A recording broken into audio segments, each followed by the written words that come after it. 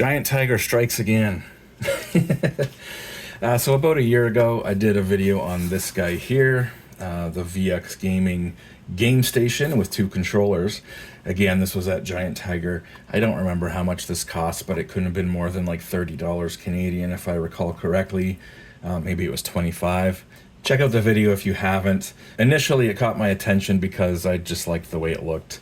The fact it was clear with like the teal buttons, and I thought we would take a look at it. And it kind of surprised me in a few ways. The quality of the controllers was much better than I would have expected. And the quality of the NoaC replication, if you will, was actually pretty decent. The games looked and played and sounded, perfectly, honestly. So in that regard, it was pretty good. What really let it down was the game selection. It had a lot of bootleg games, a lot of ROM hacks. It didn't have any Mario games. And, well, it did have a few surprises. It had some of the Capcom games, Chip 'n Dale Rescue Rangers and Mighty Final Fight were surprisingly on here. But the menu system wasn't great. A lot of the games, they were sort of alphabetical, but not. So some of the games were a little harder to find. And then, of course, it didn't have any Mario games or Zelda games. And, with a system like this, where all the games are baked in, you can't add your own games, that can obviously make or break the system. If it had a good game selection, it would have been a decent little clone system. No HDMI out. It was only composite AV. But if you've got like an old CRT lying around, and if this had a good game selection, it actually could have been a decent little clone system to pick up for $25, $30 Canadian, by the way. So, yeah, super affordable. It's just, who wants it if the game selection is no good? But, yeah, this was $20 Canadian. So super cheap. I don't know, it's like off the top of my head, that's like maybe $15 US. And I saw it there, I saw the price tag, and I just grabbed it. I was like, yeah, we'll make a video on that. I didn't actually look at any of the specs or really pay too much attention to the picture. And now that I am looking at it, I think it's obvious. It's probably just NoaC. It's probably just going to be 8-bit NES games. But again, it is this VX Gaming branding. It is... it says 500 games in one, so supposedly it's got more games than this one. Compact and portable, quality sound output, supports TV display. I'm sure that'll be composite AV, mono AV through either a 2.5 or 3.5 millimeter jack, possibly the headphone jack. Rechargeable battery pack. Can't take that for granted for $20 Canadian. It's got a built-in battery. I mean, realistically, the packaging and the battery, it's like, is it worth $20 just for that? And that kind of, I got this out because I thought, it'd be fun to compare to this and really just remind people how far we've come, really in the last 10 years when it comes to, these... handheld emulators. But honestly, it's not even really a fair comparison here. If this was like $40 or $50 and it was trying to do some more advanced games, then we could compare it to something like this. And this is like $30 to $40 more at that point compared to our theoretical $40 to $50 handheld. Buying this, let's be honest, it's landfill, it's garbage, right? We're going to open it, we're going to look at it, we're going to laugh at it, but there's no reason in hell I would ever want to play it over something like this. And the argument would be that if this was twice the price, well, is it twice as good? And, well, yes, this is so much better in every single way than our theoretical, $40 or $50 handheld would have been. But again, this was only $20. I'm assuming it's just an NoaC. It's just going to be 8-bit NES games. And for $20, it's like, if you're just buying this for like a really young kid, maybe they'll enjoy it to some degree. But if you're an adult and you want to replay these games, I would look at something like this. Even if you got to go on like Facebook Marketplace and like try and find a used Anbernic or Mew Mini, if you can pick pick a used one up for like $40 or $50, you're so far ahead. But anyways, pretty much everything on the back here was mentioned on the front. It says battery charge 5 volts, 2.4 amps, which is pretty high if it actually charges at 2.4 amps. I wouldn't be surprised if it didn't, but 2.4-inch screen, and includes 500 games. It does say what's in the box. We got AV cables and a Type-C cable. Surprisingly, I was expecting this to be mini USB or maybe micro USB. I definitely was not expecting this to be Type-C. So I guess let's pop her open and take a look at the manual.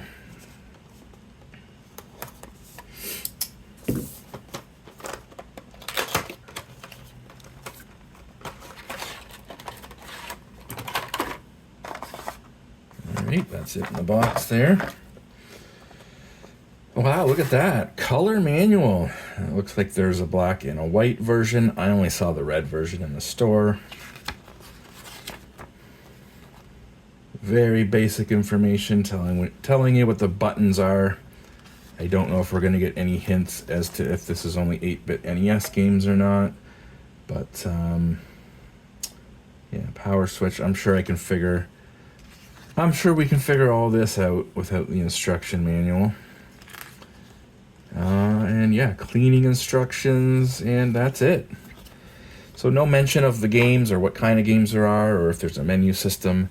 Again, I don't think there's going to be a menu system. I don't think this is going to be software emulation running on a general processor. It's going to be NoaC, right?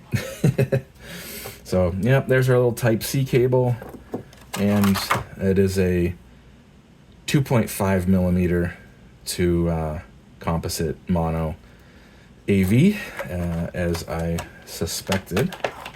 Oh wow, the battery is actually not pre-installed. BL5C, is that some old Nokia standard? As it often tends to be. The screen looks a little muddy. I'm assuming there is, yep, we got a peel on there. Wow, the D-pad's ginormous. Look at the D-pad on this thing. That's like a standard, Game Boy or Super Nintendo size D-pad. And then that is just bigger than any traditional controller's D-pad, I would say. Very hard to read. In fact, damn near impossible. It is damn near impossible to read what it says on those buttons. That says V+/V-, so that's just going to change the volume. Perhaps there's just like 3 steps, and then it cycles through.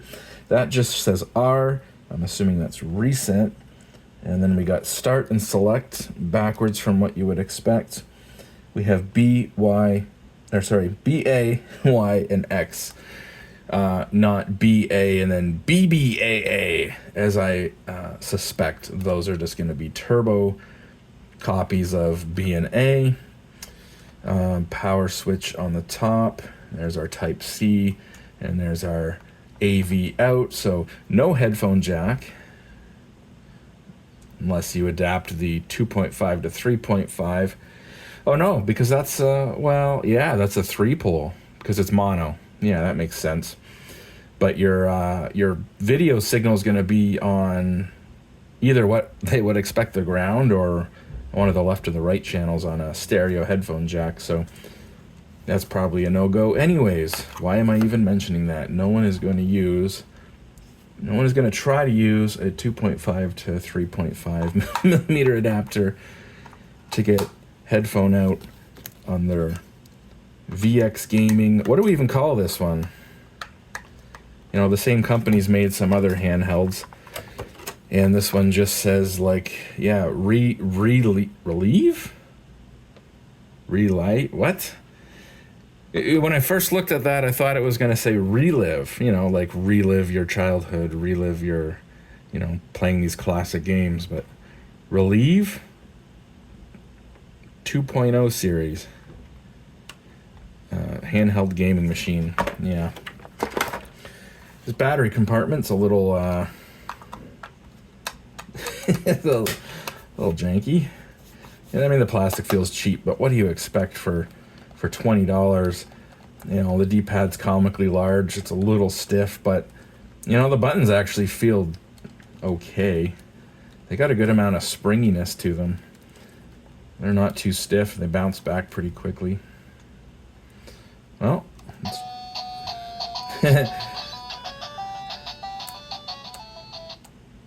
yeah, so it's like high, medium, off. Geez, it's really...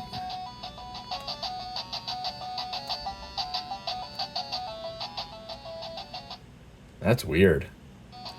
It starts off low, gets a bit louder, gets a bit louder. I don't think that changed. Gets low again and then goes off. Anyways, English and Chinese. Let's change your camera view. We'll get a better look at this screen.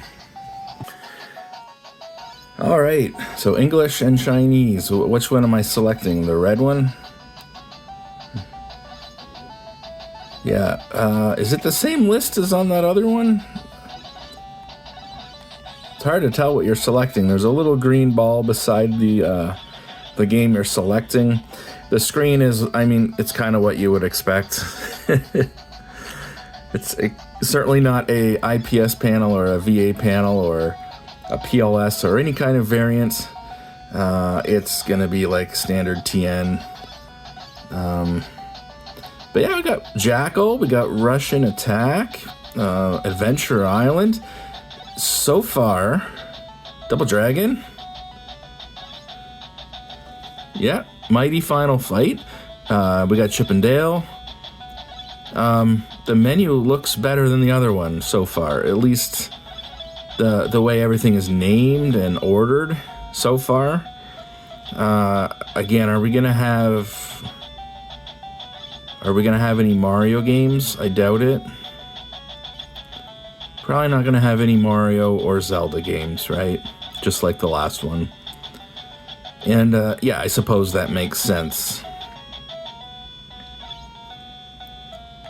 Anyways, let's quickly go through. You know, if there really is 500 here, do I really want to go through all of them?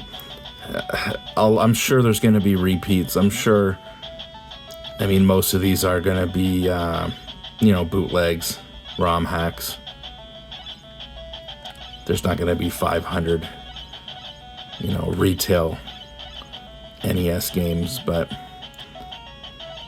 yeah, Adventures of Lolo, Balloon Shoot.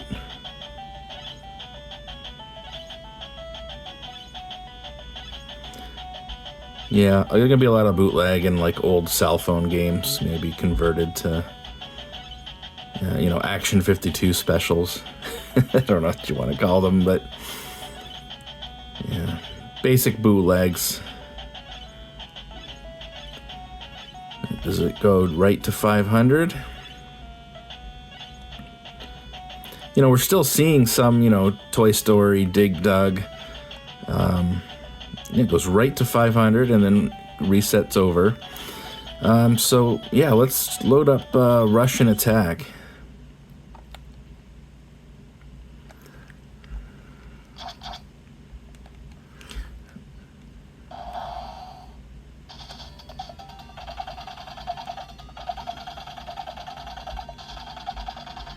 Got some glare on the screen there. I don't know what that's coming from.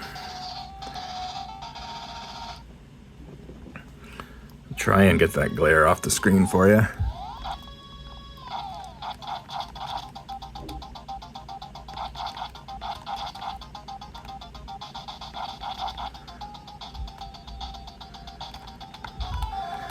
I got stuck on the ladder.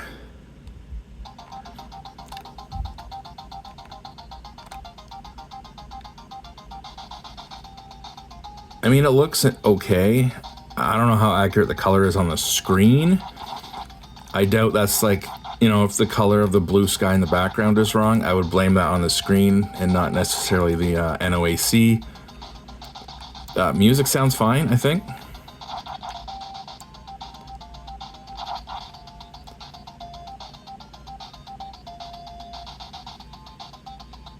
And then that's going to be reset. Oh, brings us back to here, not directly to the game list. Adventure Island. Oops, I didn't mean to hit reset. I meant to hit start.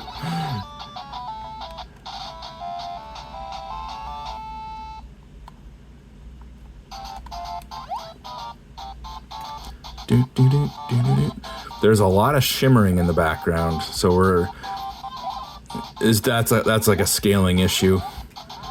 The resolution of the screen is not a good match for the horizontal resolution of the NES, and so we're getting like bad integer scaling, kind of pixel wobble.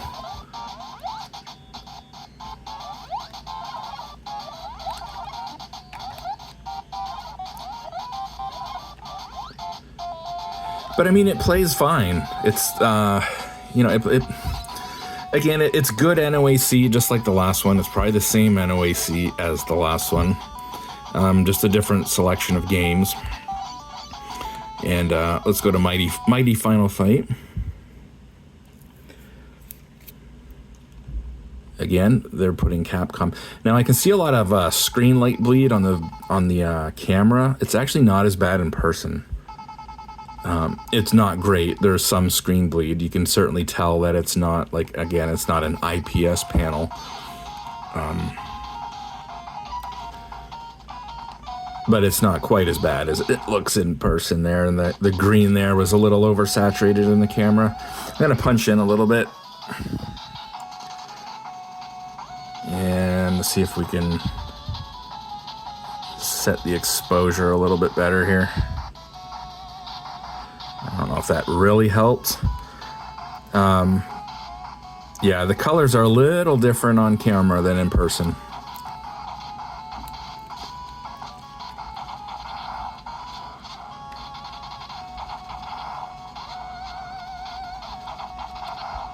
But yeah, it's responsive. It, generally speaking, looks okay. And it plays good. Music sounds fine. It's decent NoaC and a little handheld. I'm sure this handheld's probably been sold under different branding. Oh yeah, so as I was playing this, I remembered that I have this.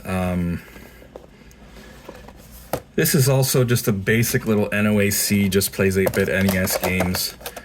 Someone gave this to me years ago, and so yeah, in a way, it's very similar. Similar menu system. This plays the games fine, but the buttons are really stiff on this one.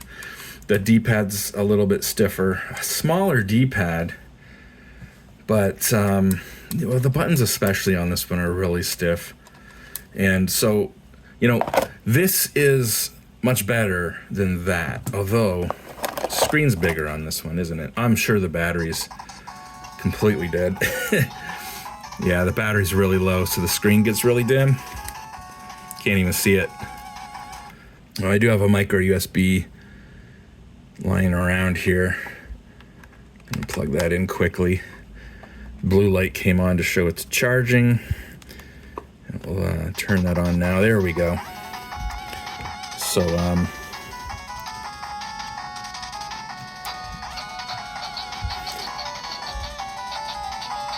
yeah, it's a much larger screen on this one. This one's got really big bezels. They certainly could have fit a larger screen on it. But I think even perhaps, maybe not. Bezel size is about the same. So yeah, they could have certainly fit a bigger screen on this one. But yeah, this one has a bigger screen, which is, I guess, a nice thing. But the buttons are really stiff on it. So yeah, the buttons are really stiff on this one. This one's a lot nicer to play on. So it feels nice in hand. It's comfortable in hand. I guess the large D-pad doesn't really bother me when you're playing it, and the buttons are a little bit nicer. So and it's Type-C, Screen's a little bit smaller though. Let's hook this up to a CRT and see how the AV out works. All right, so I got my Commodore monitor, got the cable plugged into here, and we'll turn this on, and it immediately comes up on the screen. The colors are not great. The image is a little...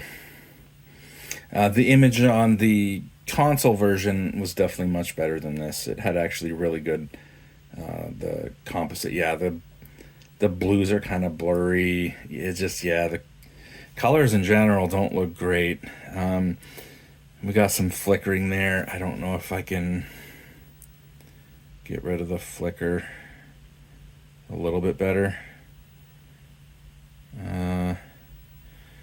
Wow, if I underexpose, you can't see the white on the blue background. I overexpose a little bit.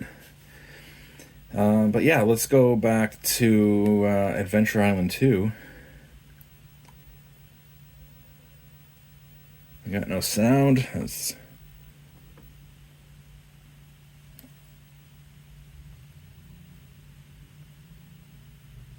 Where's the sound?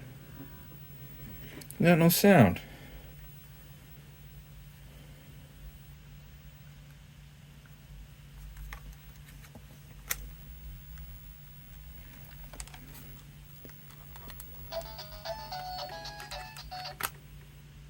We got no sound.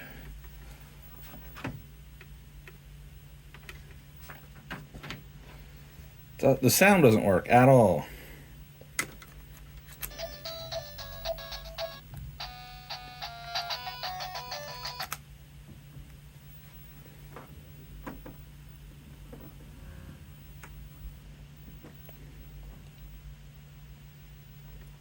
Yeah, what the heck? So the sound on here works. We can hear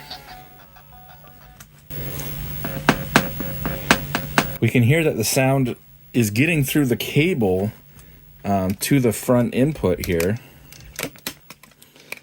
Right? So we got obviously the video's plugged into the right one, and then the only other plug is the audio, and we can literally hear it.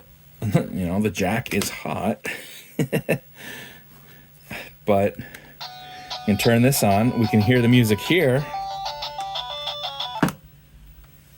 Nothing.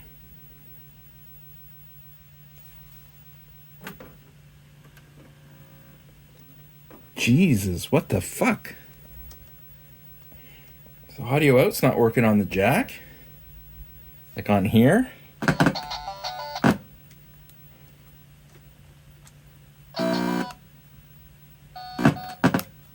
Yeah, the audio out's not working on the jack. Well, to be fair, the video looks like crap. And so don't buy this one if you are planning to plug it into a TV. Buy the other one, I guess, if you want to just plug it into a TV. But yeah, the audio out of the jack is completely dead. So yeah, there you go. We got Adventure Island 3 on here too.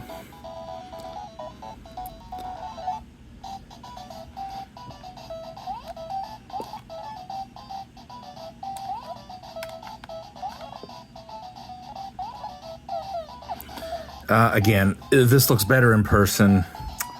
Wow. I think the white balance is off too. It looks more like that. Well,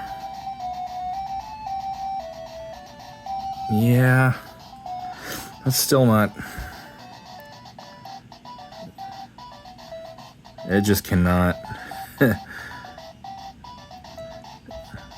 know, it kind of looks like this, but the sky's a little bit darker, so it just cannot, yeah, the sky's a little bit bluer in real life. I ran out of time there. The screen looks better in person, to be honest, than it looks on camera. Now that's not to say it looks great. No, not by a long shot. Compared to the stuff we're used to today, you know, it's obvious that You know, again, it's like a cheap TN panel, really bad viewing angles, bad black levels. But I mean, again, this thing was $20. What do you expect? The screen looks better in person than it looks in the video. And that is to say, it's not completely terrible. It's usable. The controls feel decent. The controls are usable. The sound quality is decent.